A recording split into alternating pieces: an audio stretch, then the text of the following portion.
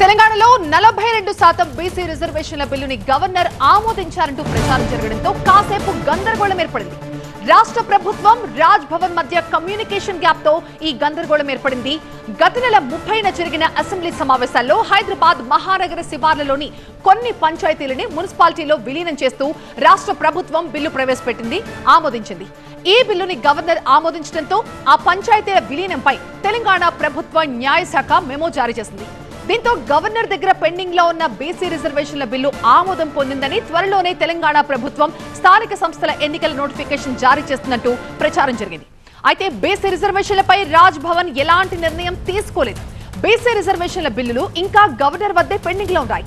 బీసీలకు స్థానిక సంస్థల్లో 42% రిజర్వేషన్ల బిల్లు, విద్యా ఉద్యోగాల్లో 42% రిజర్వేషన్లు వర్తింపచేస్తూ తీసుకొచ్చిన 2 బిల్లులతో పాటు 50% రిజర్వేషన్ల సీలింగ్ ఎత్తివేస్తూ చేసిన పంచాయతీరాజ్, మున్సిపల్ చట్ట సవరణ బిల్లులు కూడా తెలంగాణ గవర్నర్ వద్ద పెండింగ్ లోనే ఉన్నాయి.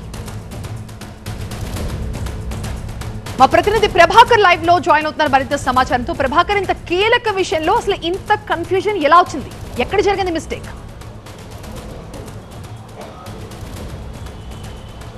ఇక్కడ మన చేతిలో కనిపిస్తున్న ఈ ఆర్డర్ వల్లనే మొత్తం ఈ కన్ఫ్యూజన్ అంతా క్రియేట్ అయింది చెప్పొచ్చు. ఇక్కడ ఇది government law department assembly printing డైరెక్టర్కి ఇచ్చిన మెమో ఇది. దీంట్లో ఇది ఏముంటుందంటే, సహజంగా ఒక అసెంబ్లీ ఆమోదం పొందిన తర్వాత ఆ బిల్లు రాజ్భవన్కి వెళ్తుంది. రాజ్భవన్లో గవర్నర్ ఆమోదం పొందగానే గెజిట్ నోటిఫికేషన్ జారీ చేయాల్సిందిగా లా సెక్రటరీ దీన్ని అసెంబ్లీకి సంబంధించిన ప్రింటింగ్ డైరెక్టర్కి పంపిస్తారు. సో ఆ మెమోని ఇక్కడ కన్ఫ్యూజ్ అయ్యారు. దాంట్లో భాగంగానే, అంటే ఎందుకు కన్ఫ్యూజ్ కావాల్సి వచ్చిందంటే, ఈ మెమో ఇప్పుడు గవర్నర్ దగ్గర ఆల్రెడీ బీసీ బిల్ల పెండింగ్ ఉంది కాబట్టి, బీసీ రిజర్వేషన్కి సంబంధించిన అంశం పెండింగ్ ఉంది కాబట్టి ఇక్కడ అదే మెన్షన్ చేశారు. తెలంగాణ పంచాయతీరాజ్ సెకండ్ అమెండ్మెంట్ ఇక్కడ జరిగింది మిస్టేక్ అంతా. యాక్చువల్గా బీసీ రిజర్వేషన్స్ బిల్లు సవరణ అనేది థర్డ్ అమెండ్మెంట్, 3వ సవరణ. అది సెకండ్ అమెండ్మెంట్లో మాత్రం, సెకండ్ అమెండ్మెంట్లో కొన్ని మున్సిపాలిటీలను పంచాయతీరాజ్ 2వ సవరణ ద్వారా విలీనం చేస్తూ కొన్ని మున్సిపాలిటీలను క్రియేట్ చేస్తూ, కొత్త మున్సిపాలిటీలను క్రియేట్ చేస్తూ,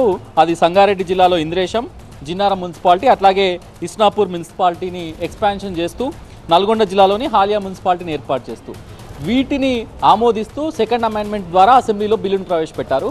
సో ఆ బిల్లు ఆమోదం పొంది గవర్నర్ దగ్గరికి వెళ్ళింది. గవర్నర్ ఆమోదం పొందిన తర్వాత దాన్ని గెజిట్ నోటిఫికేషన్ జారీ చేయాల్సిందిగా ప్రభుత్వాన్ని ఆదేశిస్తారు, ఈ మెమోని ఇస్తారు. సో ఈ మెమోలో third amendment BC reservation bill ఉండడం వల్ల ఇదే అమెండ్మెంట్ బీసీ రిజర్వేషన్ బిల్లుకి సంబంధించి కావచ్చు అనే కన్ఫ్యూజన్ పూర్తి స్థాయిలో వ్యాపించింది. సో దీనికి సంబంధించి అటు కొంత గవర్నమెంట్ నుంచి క్లారిటీ లేట్ అవ్వడం, అప్పటికే ఇదంతా సర్క్యులేట్ అవ్వడంతో ఇదంతా జరిగింది. దాని తర్వాత పంచాయతీరాజ్ డిపార్ట్మెంట్, పంచాయతీరాజ్ మంత్రిత్వ శాఖ నుంచి క్లారిటీ వచ్చింది. దాని తర్వాత ఐఎన్పిఆర్ నుంచి కూడా క్లారిటీ వచ్చింది. సో ఇప్పుడు రిజర్వేషన్లపై ఎలాంటి నిర్ణయం తీసుకోలేదు. రిజర్వేషన్ల బిల్లు ఇంకా గవర్నర్ దగ్గర పెండింగ్లో ఉంది. Right Prabhakar, thank you. Coming to second news. ఏపీలో మెడికల్ కాలేజీల చుట్టూ రాజకీయ రచ్చ నడుస్తోంది. 17 మెడికల్ కాలేజీలు తీసుకొచ్చి ఒక్కో కాలేజ్కి 500 కోట్లు ఖర్చు పెట్టామని వైసీపీ చెబుతుంటే, పునాది రాయి వేస్తే పనైపోయినట్టేనా? అసలు ఎక్కడ ఆ కాలేజీలు అంటూ కూటమి నేతలు కన్నెర్ర చేస్తున్నారు. అంతేకాదు, పోటాపోటీ మెడికల్ కాలేజీల పర్యటనలతో పొలిటికల్ గా హీట్ పెంచుతున్నారు. శ్రీ సత్యసాయి జిల్లా పెన్నికొండలోని మెడికల్ కాలేజ్ పనులను పరిశీలించారు మంత్రి సవిత. గత ప్రభుత్వం నిర్మించిన కాలేజ్ ఎంత బ్రహ్మాండంగా ఉందో అంటూ పిల్లర్స్ చూపిస్తూ సెటర్స్ వేశారు ఆమె. 500 కోట్లు ఎక్కడ ఖర్చు పెట్టారు, హాస్టల్ బిల్డింగ్స్ ఎక్కడ కట్టారు చూపించాలంటూ వైసీపీపై విరుచుకుపడ్డారు ఆమె.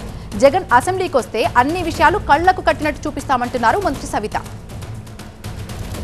ఆహో ఓహో స్టీలు ఇదేనేమో చూడండి, మరి ఆహో ఓహో బిల్డింగ్ ఇవేనేమో చూడండి, మరి మెడికల్ కాలేజు, మెడికల్ హాస్టల్ ఇంత బ్రహ్మాండంగా రెడీ అయిందో. మరి జగన్మోహన్ రెడ్డి గారు కూడా ఒకసారి విజిట్ చేసి జగన్మోహన్ రెడ్డి గారు ట్రీట్మెంట్ ఇక్కడే ఇప్పిస్తాం.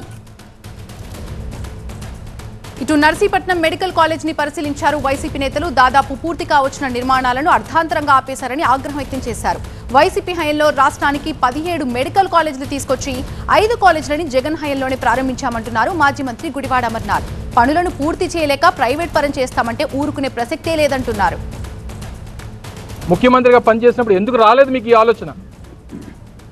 ఎందుకు ఒక ప్రభుత్వ మెడికల్ కాలేజ్ స్థాపించాలనేటువంటి ఆలోచన ఎందుకు రాలేదు? పేదవాడికి వైద్య విద్యని అందుబాటులో తీసుకురావాలనేటువంటి ఆలోచన ఎందుకు రాలేదు? ప్రభుత్వానికి ప్రైవేట్ వారంటే మొగ్గు, కార్పొరేట్ వారంటే మొగ్గు, క్యాపిటలిస్టులు అంటే మొగ్గు, ఇవన్నీ చేసి ఈరోజు దారాదత్తం చేసేటువంటి ప్రయత్నం చేస్తూ ఉన్నారు. ఇక ఇదిలా ఉంటే అప్పట్లో మాజీ మంత్రి జగన్ మాజీ సీఎం మాట్లాడినటువంటి వ్యాఖ్యలు ఇప్పుడు వైరల్ అవుతున్నాయి. అంతేకాదు దీనిపై మంత్రి సత్యకుమార్ సైతం ఆగ్రహం వ్యక్తం చేశారు. వైద్య రంగాన్ని నిర్లక్ష్యం చేసినటువంటి వైసీపీకి అసలు మాట్లాడే అర్హతే లేదంటున్నారు మంత్రి సత్యకుమార్. పులివెందుల మినహా మిగతా కాలేజ్ అన్ని కూడా ఇప్పటి వరకు పూర్తి కాలేదని చెప్తున్నారు. టెండర్స్ వేయొద్దని జగన్ బెదిరిస్తున్నారని మంత్రి మండిపడ్డారు. 4 గోడల మీద కూర్చొని మాట్లాడితే ప్రయోజనం ఏంటి? అసెంబ్లీకి రండి అని. అసెంబ్లీకి రండి. మీరు చెప్తున్న మీ వాదనలో పస ఉందని మీకు అనిపిస్తే, మీరు చెప్తున్న దాంట్లో సత్యమే ఉంటే మీరు అసెంబ్లీకి వస్తే అసెంబ్లీలో చర్చ పెడితే వాస్తవాలు తెలుస్తాయి. నేను 17 కళాశాలలు తెచ్చాను గతంలో రాలేదు. నరేంద్ర మోడీ గారు అధికారంలోకి వచ్చిన తర్వాత, ప్రధానమంత్రి అయిన తర్వాత విద్య మీద ప్రధానంగా దృష్టి పెట్టి దేశవ్యాప్తంగా మెడికల్ కాలేజీల సంఖ్యని 380 నుంచి 780కి తీసుకెళ్లడం జరిగింది. ఎంత బరి తగ్గించారంటే బెదిరిస్తున్నాడు. మీరు టెండర్లు పార్టిసిపేట్ చేయకండి, టెండర్లు పార్టిసిపేట్ చేసి నేను రద్దు చేస్తానని. ఎవరు ఏదైనా రాష్ట్రం ఏమైనా ఒక అబ్బ సొత్త ఇష్టం వచ్చినట్టు మీరు టెండర్లు రద్దు చేస్తాము మీకు ఎవరికి బెదిరించడానికి. పూర్తి అప్డేట్స్ అందించడానికి మా ప్రతినిధి సత్య లైవ్ లో ఉన్నారు. సత్య, అసలు ఏం జరుగుతోంది? ఏపీలో మెడికల్ కాలేజీల చుట్టూ రాజకీయ రచ్చ నడుస్తోంది. ఇక ఈ నేపథ్యంలో ఓల్డ్ వీడియోలు సైతం ఇప్పుడు వైరల్ అవుతున్నాయి. అండ్ అంతేకాదు గ్రౌండ్ రియాలిటీలో ఏం తేల్చారు? పూర్తి అప్డేట్స్ ఏంటి? అంటే మొత్తం రాష్ట్ర వ్యాప్తంగా 17 కాలేజీలకు సంబంధించి కేంద్రం మంజూరు చేస్తే అందులో కొద్దిపాటి అంటే 17% పూర్తయింది అనేది ఏదైతే కూటమికి సంబంధించినటువంటి మంత్రులంతా చెప్తున్నారు. మొత్తం 17 మెడికల్ కాలేజీలకు సంబంధించి ఇప్పటివరకు ఒక పులివెందుల్లో 70% తప్ప మిగతా ప్రాంతాల్లో ఎక్కడా కూడా 20%, 15%, 40% పూర్తయింది అనేది ఏదైతే ఆరోగ్య శాఖ మంత్రి సత్యకుమార్ యాదవ్ కానవచ్చు, అలాగే ఇందాక సవిత కూడా పిల్లర్లు చూపిస్తూ ఆవిడ మాట్లాడినటువంటి పరిస్థితి కానవచ్చు. మరోపక్క దీనికి కౌంటర్గా వైసీపీ నేతలు కూడా గుడివాడ అమర్నాథ్ కూడా మెడికల్ కాలేజ్కి వెళ్ళారు. 3 అంతస్తులు పూర్తయిపోయింది.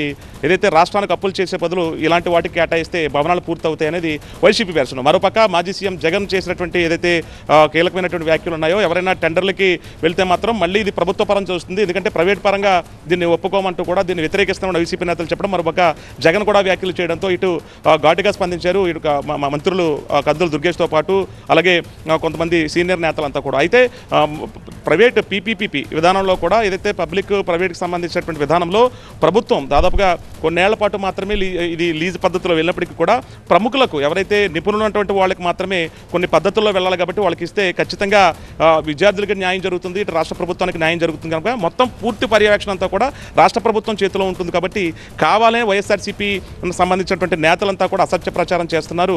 రాష్ట్రానికి మంచి జరగాలనేదే చంద్రబాబు ఆశయంతో మేము ముందుకెళ్తుంటే మెడికల్ కాలేజీకి సంబంధించినటువంటి అంశాన్ని మాత్రం కావాలనే ప్రజల్లో అపోహలు సృష్టిస్తున్నారనేది మంత్రి సత్యకుమార్ కూడా సవాల్ విసిరారు. ఏదైనా ఉంటే అసెంబ్లీకి వచ్చి చర్చించాలి తప్ప ఈ రకమైనటువంటి అసత్య ప్రచారాలు, అలాగే పెట్టుబడులు పెట్టడానికి వస్తున్నటువంటి ఏదైతే ఉన్నత విద్యకు కానవచ్చు, భవనాల పెట్టుబడులు కానవచ్చు, వాళ్ళ లేఖల రూపంలో సీఎం జగన్ వాళ్ళని బెదిరిస్తున్నారు.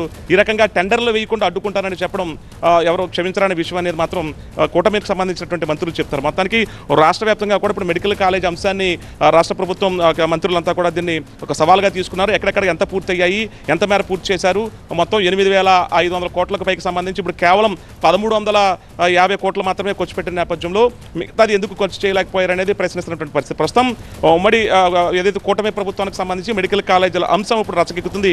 అటు వైసీపీ శ్రేణులు మాత్రం క్షేత్రస్థాయిలో మేము అన్ని మెడికల్ కాలేజీలకు వెళ్ళి దీన్ని ఉద్యమాలా తీసుకుంటాము, ఖచ్చితంగా ఈ విధానాన్ని ఏదైతే పీపీపీ మోడల్ విధానం ఏదైతే ఉందో దాన్ని పూర్తిగా వ్యతిరేకిస్తాం అనేది మాత్రం వైసీపీ నేతలు చెప్తున్నారు. చూడాలి మరి దీన్ని ఎలా ఏ రకంగా కూటమి నేతలు తీసుకుంటారు.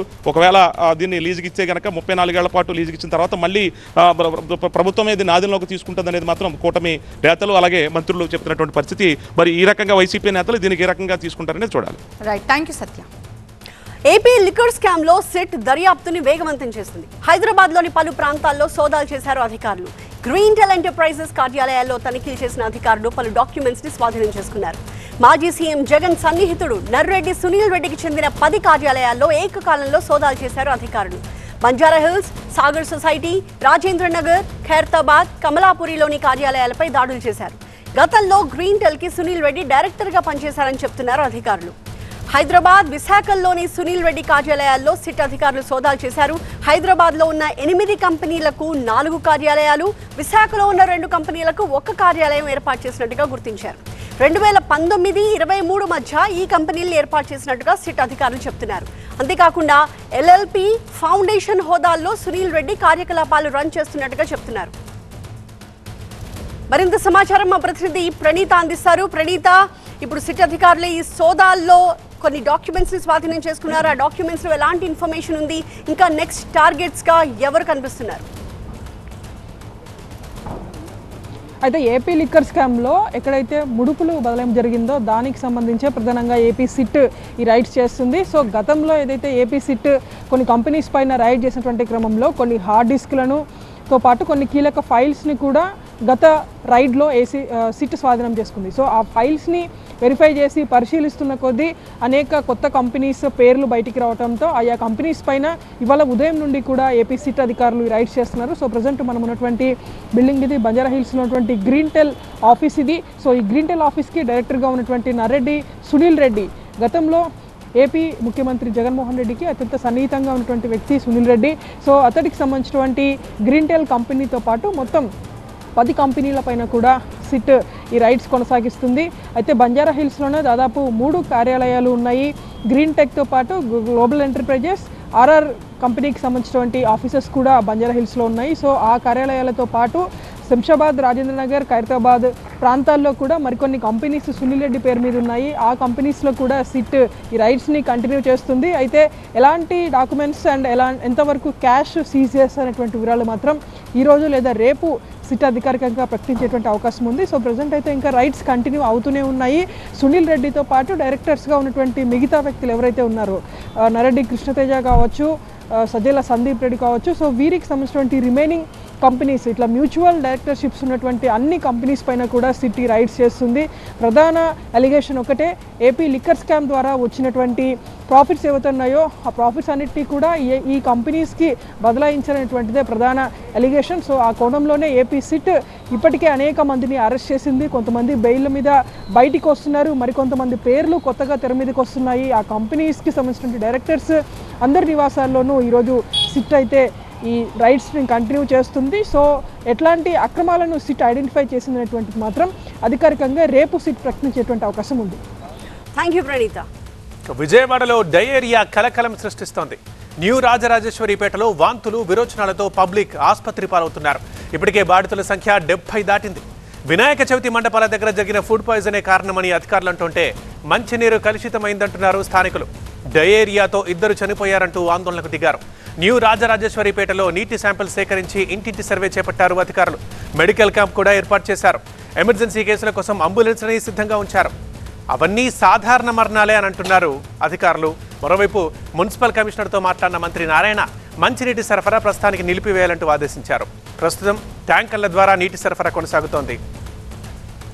బాధితులకు మెడికల్ క్యాంపుతో పాటు ప్రభుత్వాసుపత్రిలో చికిత్స కొనసాగుతోంది. డయేరియా కేసుల నమోదుపై మంత్రి సత్యకుమార్ ఆరా తీశారు. బాధితులకు మెరుగైన వైద్యం అందించాలని అధికారులను ఆదేశించారు మంత్రి. ప్రస్తుతం జీజీహెచ్లో 18 మందికి చికిత్స కొనసాగుతోంది. ఒక్క వాటర్ ట్యాంక్ రోడ్లోనే 25కి పైగా కేసులు నమోదయ్యాయి. అధికారికంగా ఇప్పటిదాకా 70కి పైగా డయేరియా కేసులు వచ్చాయి. రంగు మారిన నీటిని సరఫరా చేస్తున్నారని కలెక్టర్ లక్ష్మీషా దృష్టికి తీసుకెళ్లారు బాధితులు. అధికారులు మాత్రం వినాయకుడి దగ్గర భోజనాలే కారణమని, ప్రాథమికంగా వాటర్ టెస్ట్లో ఎలాంటి సమస్య లేదని అంటున్నారు. 24 గంటల పాటు న్యూ రాజరాజేశ్వరిపేటలో వైద్య సేవలు అందిస్తున్నామని, ముందు జాగ్రత్తగా 15 ట్యాంకర్ల ద్వారా తాగునీటిని సరఫరా చేస్తున్నామని అధికారులు అంటున్నారు. అంతేకాకుండా కలెక్టరేట్లో కంట్రోల్ రూమ్ కూడా ఏర్పాటు చేశారు. దీనికి సంబంధించి ప్రస్తుతం న్యూ రాజరాజేశ్వరిపేటలో పరిస్థితి ఎలా ఉంది, అధికారులు ఏమంటున్నారు, బాధితులు ఏం చెప్తున్నారు, ఆ పూర్తి డీటెయిల్స్ మా కరెస్పాండెంట్ క్రాంతి అందిస్తారు లైవ్లో. క్రాంతి. న్యూ రాజరాజేశ్వరిపేటలో డయేరియా బాధితులకు చికిత్స కొనసాగుతుంది. ప్రజెంట్ మనం ఇక్కడ ఏర్పాటు చేసినటువంటి మెడికల్ క్యాంపు వద్దున్నాం. ఇక్కడ చూస్తే కనుక నిన్నటి నుంచి కంటిన్యూగా బాధితులు వస్తూనే ఉన్నారు. అయితే ఎమర్జెన్సీ అయిన కేసులను మాత్రమే అడ్మిట్ చేస్తున్నారు. మిగతా కేసులకి ఇలా మెడిసిన్ ఇచ్చి పంపించేస్తున్నారు. మనం ఇక్కడ చూడొచ్చు, ఒక చంటి పాపను ఇప్పుడే వాళ్ళ ఫాదర్ తీసుకురావడం జరిగింది. పాపకి కొంచెం సీరియస్గా ఉండడంతో ఇక్కడ నుంచి అంబులెన్స్ ద్వారా జీజీహెచ్కి తీసుకెళ్తున్నటువంటి పరిస్థితి కూడా కనిపిస్తోంది. అంటే ఇప్పటికే మెడికల్ క్యాంపును ఏదైనా సీరియస్ అయితే కనుక ప్రాథమిక చికిత్స నిమిత్తం ఇక్కడ 20 బెడ్లతో కూడినటువంటి వార్డులను ఏర్పాటు చేశారు. ఒకవేళ ఇక్కడ కండిషన్ సీరియస్ అయితే కనుక ఇక్కడ నుంచి నేరుగా జీజీహెచ్కి తీసుకెళ్తున్నారు. అక్కడ ప్రాథమిక చికిత్స తర్వాత మిగతా ట్రీట్మెంట్ మొత్తం అక్కడ కంటిన్యూ చేసి రికవరీ అయిన తర్వాత అక్కడ నుంచి డిశ్చార్జ్ చేస్తున్నటువంటి పరిస్థితి కనిపిస్తూ ఉంది. దాదాపు ఇది మాత్రమే కాదు, మనం ఇటువైపు చూసుకుంటే కనుక హెల్త్ చెకప్తో పాటు ఫుడ్ సంబంధించి టెస్టుల కోసం కూడా ప్రత్యేక ఫుడ్ సేఫ్టీ వెహికల్ని కూడా తీసుకుని వచ్చారు. ఇక్కడ ఫుడ్ సేఫ్టీకి సంబంధించినటువంటి టెస్టులను కూడా చేస్తూ ఉన్నటువంటి పరిస్థితి ఉంది. అండ్ అలాగే మనం చూసుకుంటే కనుక ఇప్పటికీ 25 వాటర్ శాంపుల్స్ని టెస్టులకు పంపించారు. ఆ టెస్టుల్లో వాటర్లో ఎలాంటి సమస్య లేదు అని చెప్పడం జరిగింది. ప్రాథమికంగా అధికారులు పందిళ్లలో భోజనాలు చేయడం వల్ల, వినాయక చవితి పందిళ్లలో భోజనాల వల్లే డయేరియా వచ్చిందని కూడా చెప్తున్నప్పటికీ కూడా మిగతా టెస్టులకు సంబంధించినటువంటి శాంపుల్స్ అయితే ఇంకా పంపించారు. ఆ టెస్టులకు సంబంధించినటువంటి రిపోర్ట్స్ కూడా రావాల్సి ఉన్నాయి. సో ఈ పరిస్థితికి సంబంధించి ఇప్పటికే మంత్రి నారాయణతో పాటు ఉన్నత స్థాయి అధికారులందరూ కూడా నేరుగా ఫీల్డ్ విజిట్ చేసి పర్యవేక్షించారు. ఎక్కడైనా కూడా డ్రైనేజీ వాటర్ కానీ, తాగునీటికి సంబంధించినటువంటి పైప్ లైన్స్ కానీ కంటామినేట్ అయ్యాయనే దానికి సంబంధించి కూడా పరిశీలిస్తున్నటువంటి పరిస్థితి కనిపిస్తోంది. దాంతోపాటు స్థానికంగా ఏవైతే వాటర్ ఉందో దాన్ని తాత్కాలికంగా నిలిపివేసి ట్యాంకుల ద్వారా పంపించారు. ఒకవేళ ఎవరైనా ఆ వాటర్ వాడినా కూడా కాచి చల్లాల్సిన నీటిని మాత్రమే తాగాలని చెప్పి కూడా హెచ్చరికలు జారీ చేసినటువంటి పరిస్థితి కనిపిస్తోంది. ఇప్పటివరకు అయితే 70కి పైగా కేసులు నమోదయ్యాయి. నిన్నటి మీద ఇవాళ పరిస్థితి మెరుగ్గా ఉంది. జీజీహెచ్లో నిన్నటి నుంచి చికిత్స పొందుతున్న వాళ్ళని ఇవాళ ఈవినింగ్ లోపు డిశ్చార్జ్ చేస్తామని కూడా చెప్పారు. అయితే ఇవాళ వచ్చినటువంటి కేసులు, అడ్మిట్ అవుతున్నటువంటి కేసులు కూడా ఎవరికి ఎలాంటి ప్రమాదము లేదు, డెత్స్ కూడా లేవు. కాబట్టి ఎవరు భయాందోళన చెందొద్దు. కాబట్టి ఖచ్చితంగా మరో 2 రోజుల్లో పరిస్థితి అదుపులోకి వస్తుందని కూడా చెప్తూ ఉన్నారు. రైట్ క్రాంతి.